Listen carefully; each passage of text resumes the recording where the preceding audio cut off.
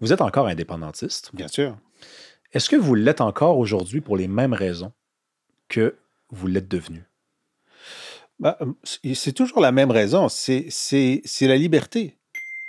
Il n'y a pas de raison que la nation québécoise vive dans la maison du voisin, de la nation voisine. Il n'y a pas de raison. Je veux dire, on devrait avoir la liberté de faire nos choix, de prendre nos responsabilités, d'assumer nos échecs et de se dépasser. Puis je pense que tant qu'on a la capacité de dire que c'est la faute des autres, on n'arrive pas à se dépasser complètement.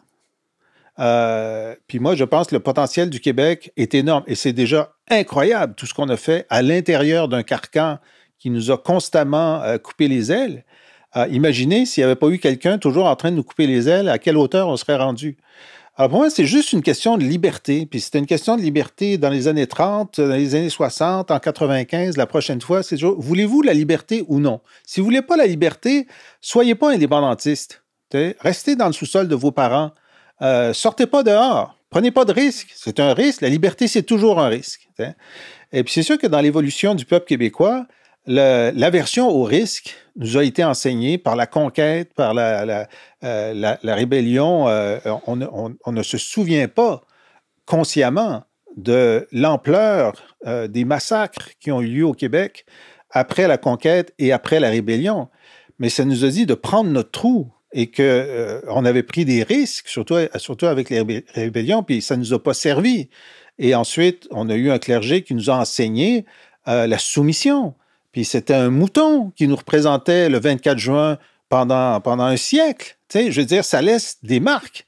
Et moi, ce que je vois, c'est que, contrairement à la population qui a voté en 80, puis un peu moins en 95, celle de 2025 ne comprend plus rien à cette idée qu'on ne peut pas prendre de risques. Tous ceux qui sont nés depuis 95 vivent dans une situation où c'est normal d'être ambitieux, c'est normal de prendre des risques, c'est normal d'être autonome, etc. Et donc, il y a aussi cette hypothèque de complexe d'infériorité qui était très présente dans ma jeunesse. Moi, je l'ai entendu. On est né pour un petit pain. Je l'ai entendu, là, de quelqu'un qui ne faisait pas une blague. Là. Bon.